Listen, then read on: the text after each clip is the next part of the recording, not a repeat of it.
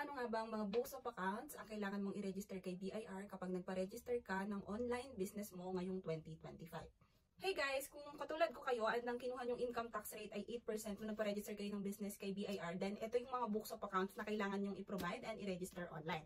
Yung books of accounts kasi ng 8% at 3% medyo magkaiba guys. Kasi sa 3% kailangan nyo ng 6 na books, while doon naman sa 8% tax is kailangan nyo lang ng 4 na books. So kung ang kinuha nyo is yung 8%, then yung video na to is for you. Pero kung ang kinuha nyo ay yung 3%, swipe up na lang muna kayo kasi hindi ko alam yung ibang requirements kapag yung graduated income tax na 3%.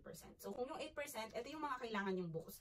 Kailangan nyo mag-provide ng 4 na books, and yung mga books na yun is ito. Ayan, ledger, general ledger, general journal, ayan. Kailangan nyo mag-provide ng 2 columnar book. Ito yung cash disbursement journal at saka cash receipt journal. Ayan, kung kinuha ko yung 14 columns, pero maglalagay na lang ako ng link dyan sa baba para hindi na kayo mahirapan humanap kung saan bibili. I-require na yata ni BIR na online mag-register nito. So kung nagpa-register kayo at wala kayong dalang books of accounts during your registration, ayan, i-advise kayo ni BIR na mag-register online. So I already register mine and na-print ko na rin yung mga QR codes para yun yung ilalagay natin dito sa ating unahan ng mga books. Madali lang din mag-register ng books online. Kailangan nyo lang magawa ng account sa Orus. So that's it. Kailangan nyo ng 4 na libro kung 8% ng tax yung kinuha nyo katulad ko. Ayan. So ulitin ko, kailangan nyo ng 2 columnar for cash disbursement journal at saka cash receipt journal, general journal at saka general ledger. Yun lang yung mga kailangan nyo. 4 na books lang para sa mga 8% na tax. Ayan.